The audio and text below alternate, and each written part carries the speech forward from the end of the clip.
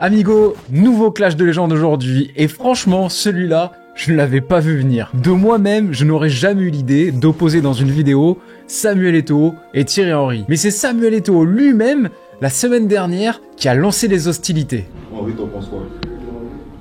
Je pense qu'il n'était pas au niveau d'Anelka.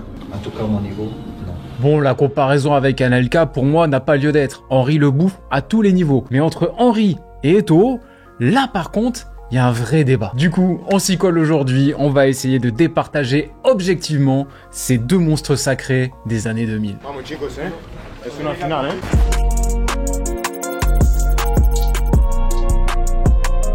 Avant de commencer, un grand merci à mon sponsor du jour, une nouvelle fois, Parions Sport en ligne, bien sûr. Parions Sport en ligne, la meilleure plateforme de paris sportifs sur Internet. N'hésite pas, si tu as envie de te lancer ou si tu as envie de changer de bookmaker, allez faire un tour sur leur site. Je t'ai mis un petit lien dans la description, tu vas voir, c'est hyper simple à utiliser. Tu as un joli bonus à l'inscription.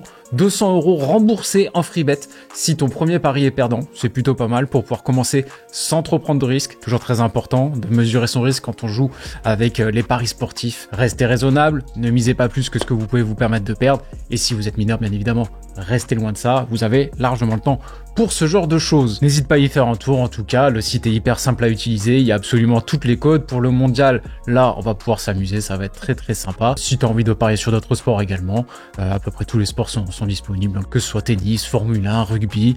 N'hésite pas. En tout cas, un grand merci à eux pour leur soutien de longue date.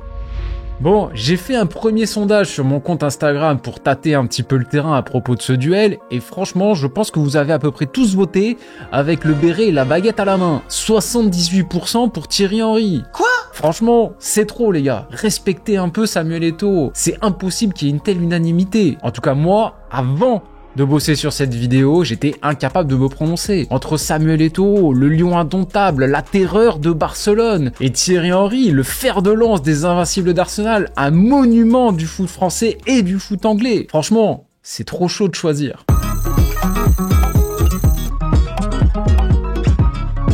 Allez, on commence tranquillement avec quelque chose d'assez simple à analyser, les statistiques. Là, on a affaire à deux avant-centres avec des qualités assez similaires, même si le style est différent, donc c'est assez facile d'opposer, de mettre en parallèle les statistiques des uns et des autres. On parle de deux immenses buteurs, de vrais avant-centres qui aiment faire parler leur vitesse pour prendre la profondeur ou pour dépanner en tant qu'ailier. Samuel Eto'o, c'est 362 buts et 117 passes décisives en 124 matchs, soit un but toutes les 161 minutes. Thierry Henry, lui, c'est 360 buts et 177 passes décisives en 793 matchs, soit un but toutes les 165 minutes. Bon, on est clairement sur des stats de top player. Preuve en est que ce débat a lieu d'exister. Mais si on rentre dans le détail, les chiffres donnent plutôt raison à Samuel Eto'o. Alors moi, j'aimerais bien savoir pourquoi. 2 buts de plus en ayant joué 69 matchs en moins.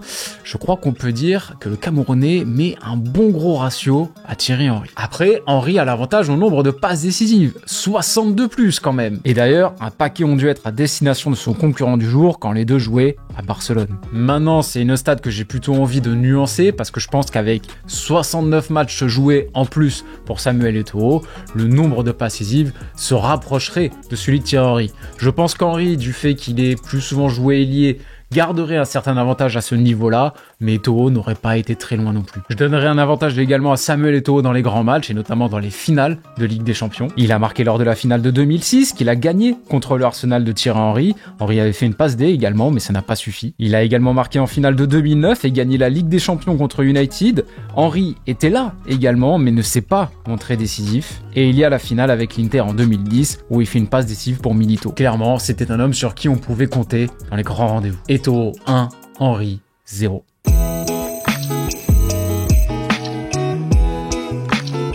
Bon, sur ce point-là, je me suis encore bien arraché les cheveux, parce que là encore, on est sur du très très haut niveau et c'est très compliqué de les départager. Si on parle de technique pure, contrôle, passe, conduite de balle, frappe, franchement, on est sur une égalité parfaite, les deux sont ultra propres. Avoir le ballon qui te colle au pied comme ça quand tu es lancé aussi vite, franchement, c'est pas donné à tout le monde et les deux avaient très peu de déchets techniques. Maintenant, il y a un autre point où là, il y a un petit peu plus de place pour le débat, c'est la technique au sens commun du terme, c'est-à-dire la magie, la finesse, le joga bonito. D'ailleurs, je pense que c'est précisément sur ce point-là qu'Eto'o s'estime au-dessus de Thierry Henry.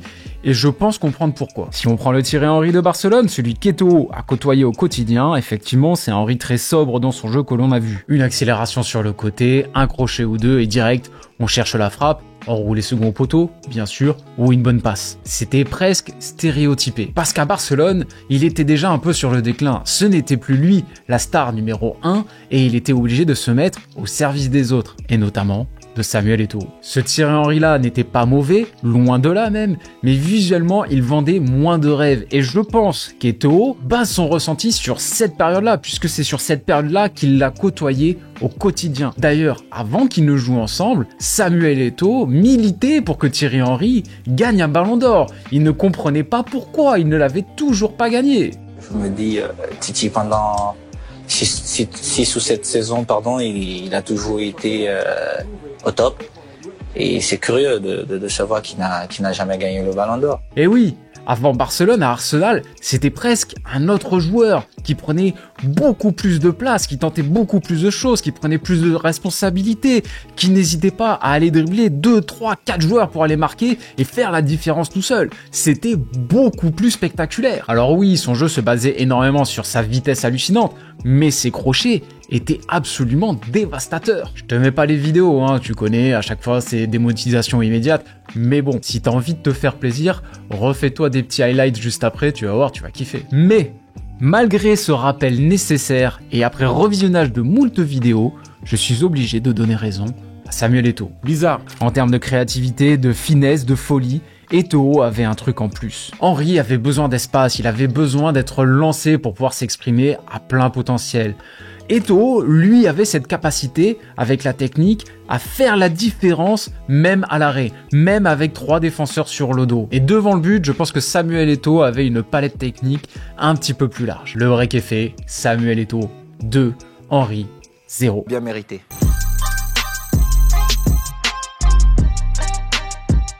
On passe au physique maintenant, et là aussi, bonjour le casse-tête, parce qu'on est sur 2 très beaux athlètes. Costauds, puissants, mais aussi agiles et mobiles. Franchement, on est sur des athlètes parfaits, et je ne parle même pas de leur pointe de vitesse. Je pense qu'on n'est pas loin de ce qui se faisait de mieux sur les 20 dernières années à ce niveau-là, et comme je le disais pour Kylian Mbappé il y a 2 semaines, on est vraiment sur des physiques absolument parfaits pour des footballeurs, surtout pour des attaquants. Mais rentrons dans le détail.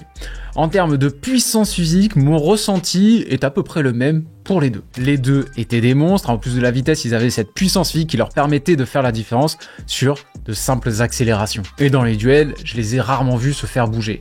Je donnerais peut-être un petit avantage à Thierry Henry, Samuel Eto'o 1m80, Henry 1m88. Après, est-ce que c'était réellement un plus vu la qualité de son jeu de tête ? Bon, je donne quand même un avantage à Titi Henry dans le sens où lui a connu la première ligue du début des années 2000 qui était encore particulièrement rude, où tu te prenais quand même pas mal de tacles à la gorge. Physiquement, c'est quand même pas mal. Autre point pour les départager physiquement, la vitesse. Là encore, on a affaire à 2 bolides. Quand les deux jouaient au Barça, ils formaient un trio supersonique avec un petit jeune sympa là, un petit Argentin, j'ai oublié le nom. Alors j'ai réussi à trouver des stats précises quant à leur vitesse, donc ça c'est plutôt cool, ça va bien nous aider. Au 100 mètres, Samuel Eto'o pointait à 10 secondes 4, c'est absolument monstrueux. Et Thierry Henry, lui, pointait à 10 secondes 8. Là aussi, c'est quand même énorme. Sachant que le record encore aujourd'hui au 100 mètres du Usain Bolt est à 9 secondes 58. Et d'ailleurs, pour compléter le trio, le petit Argentin là, il pointait à 10 secondes 9. Pas mal non plus. Donc en termes de vitesse, on va donner un avantage à Samuel Eto'o, mais au global, la différence n'est pas infime au niveau de la vitesse. J'ai plutôt tendance quand même à voir Henry supérieur dans ce niveau-là. Samuel Eto'o 2, Henry 1. C'est un manque de respect total.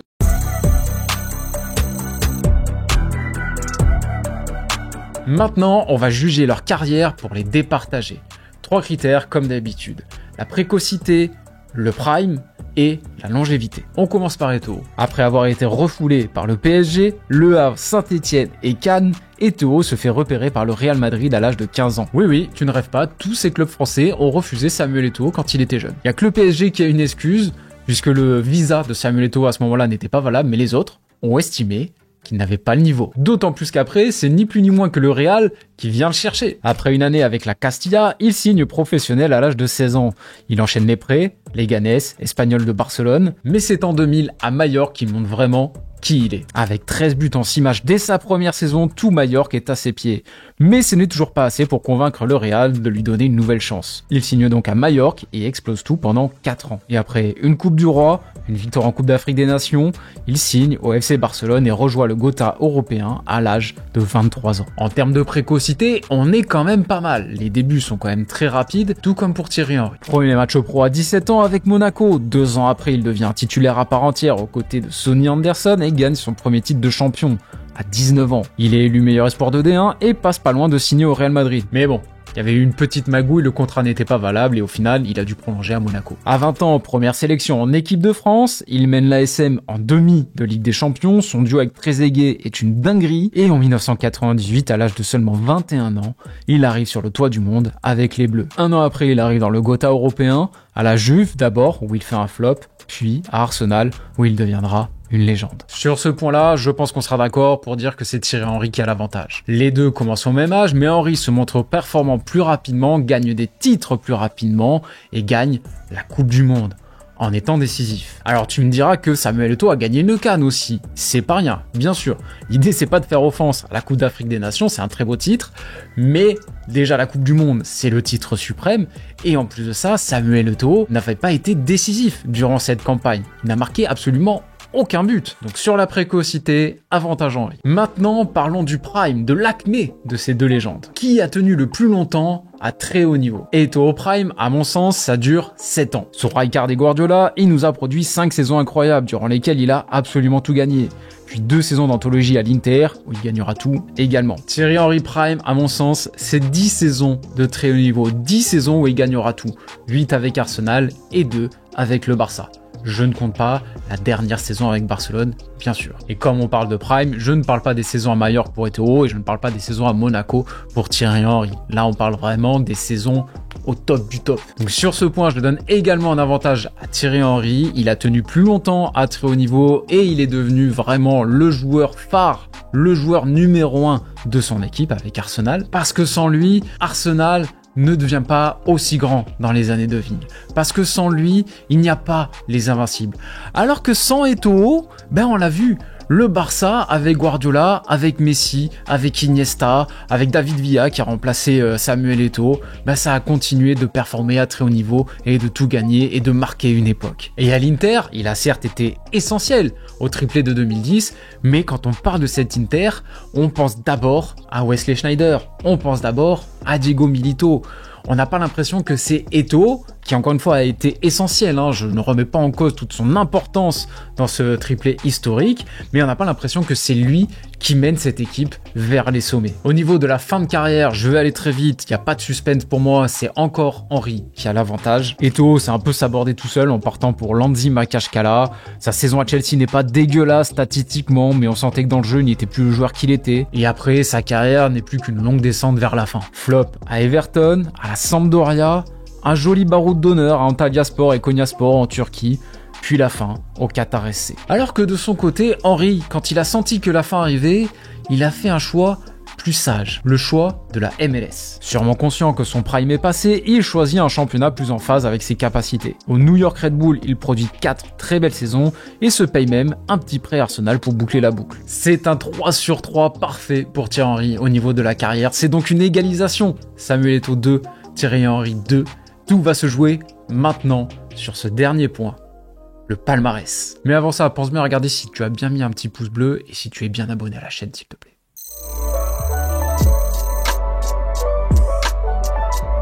Le juge de paix sera donc le palmarès. Et ce qui est bien, c'est que ça, au moins, c'est purement objectif. On va commencer par le Ballon d'Or. Aucun des deux ne l'a gagné, malheureusement, même si les deux avaient le talent et auraient certainement mérité d'en gagner un à un moment donné. Voyons quels ont été leurs meilleurs classements respectifs. Thierry Henry a fini 2 fois sur le podium en 2003 et en 2006. Eto'o, oui ça fait mal, c'est 6e au max en 2006. Nombre de championnats gagnés. Eto'o, 4 titres de champion, Henry 5. Nombre de Ligue des Champions, 1 pour Thierry Henry, 4 pour Samuel Eto'o. Là aussi ça pique. Bon, on peut peut-être dire 3 pour Samuel Eto'o. On peut considérer que celle qui gagne avec le Real en 2000 est un peu anecdotique vu son rôle dans l'équipe à ce moment-là. C'est pas normal, toi. Mais bon, ça change pas grand-chose. Eto'o met une grosse vitesse à Henry sur les Ligues des Champions. Soulier d'or, 2 pour Thierry Henry, 0 pour Eto'o. Voyons du côté de l'équipe nationale. Les deux sont les meilleurs buteurs respectifs de leur pays. Monstrueux. 2 titres internationaux chacun, mais là encore, un petit avantage pour Thierry Henry. Samuel Eto'o, c'est 2 CAN. Thierry Henry, c'est 1 euro et une Coupe du Monde. Et encore une fois, Samuel Eto'o n'avait pas eu forcément d'impact sur la première CAN, alors que Henry, lui, a été décisif et remarqué sur les 2 compétitions. En termes d'impact sur leur club, on note qu'Henry a été élu meilleur joueur de l'histoire d'Arsenal et qu'Eto'o, lui, a été élu meilleur numéro 9 de l'histoire de Barcelone. 2 palmarès longs comme ma va départager ça. Donc au niveau des titres collectifs, Henry a l'avantage du nombre, même si Samuel Eto'o compense un petit peu avec les 2 ou 3, c'est toi qui vois, Ligue des Champions au plus. Mais au niveau des titres individuels, Henry est devant également. La différence n'est pas énorme, mais c'est encore un avantage pour Thierry Henry. 3-2 de score final, la remontada de Titi Henry. Et franchement, je trouve que ce dernier point résume parfaitement le débat, parce que sincèrement, dire qui est le plus fort entre les deux, c'est quasiment impossible. On l'a bien vu tout au long de cette vidéo, les différences sont infimes à chaque fois, on a dû pinailler pour essayer de trouver un vainqueur. Si aujourd'hui Thierry Henry est devant, c'est parce qu'il a eu un plus grand impact sur son époque.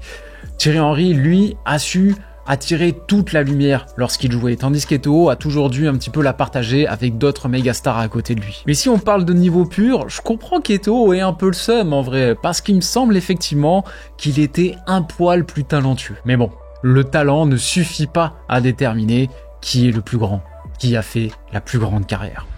Voilà amigos, ce sera tout pour aujourd'hui. J'espère que la vidéo t'a plu. N'oublie pas le petit pouce bleu, le petit abonnement si ce n'est pas déjà fait, très important. On se retrouve très vite amigos, lundi en live 17h30 pour débriefer toute l'actualité. Bien sûr, n'oublie pas d'activer la cloche si tu veux être bien sûr d'être prévenu au moment où je lance mon live. Sinon tu as mes réseaux sociaux, bien sûr, où tu peux me retrouver, hein, Instagram, Twitter, TikTok, de plus en plus de contenu sur toutes ces plateformes. N'hésite pas à me rejoindre. Moi je te dis à la prochaine. Ciao ciao.